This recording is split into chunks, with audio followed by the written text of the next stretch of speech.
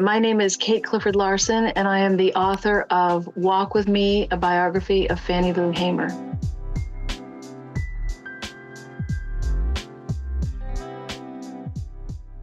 The focus of the book, the point of the story and writing this biography is to show the evolution of Fannie Lou Hamer, the Mississippi sharecropper with a sixth grade education, becoming a leader in the civil rights movement.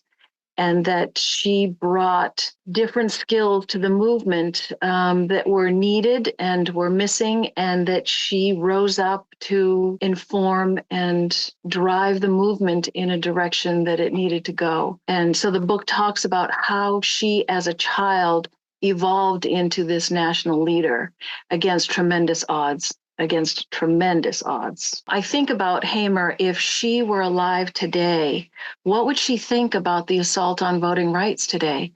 I think part of her would say, well, we might have expected it. On the other hand, she might be surprised given where she left off and things were changing dramatically in the 60s and 70s for voting rights. So today, her legacy stands strong. There are many lessons in her life that we can look to. We can look to her legacy to continue the fight for equality and justice and voting rights here. And we need to be reminded that in our communities across this country, there are emerging leaders like Fannie Lou Hamer, who come from non-traditional backgrounds.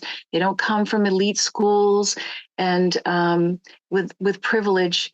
They come out of the same kind of backgrounds that Fannie Lou Hamer came from, and they have these different literacies, and we need to recognize that and support them. We can't all be leaders. We can be inspired to do the work, but we also need to support the leaders like the Fannie Lou Hamers that are emerging now and are on the stage, national stage today in this country, because they do need support, because they become exhausted, they become worn out, and they need to know that people are standing with them and by them and supporting them. So that's why her story is so important, to remind us that it happened before, we can do it again, and we can do better this time. All of us, everyday ordinary people, can participate in a movement that can change a nation. And we need to be reminded, because we sort of look at the civil rights movement of the 50s and 60s and 70s as sort of one-dimensional, and it happened, and there are these figureheads like Martin Luther King and Rosa Parks, et cetera. But there were tens of thousands and millions of people who eventually became involved, and they moved this country forward in a big way. And if they could do it, then we can do it. So if we look at those lessons, we look at the tactics, we look at what jobs had to be done and what advocacy meant, and the things and the pathways forward.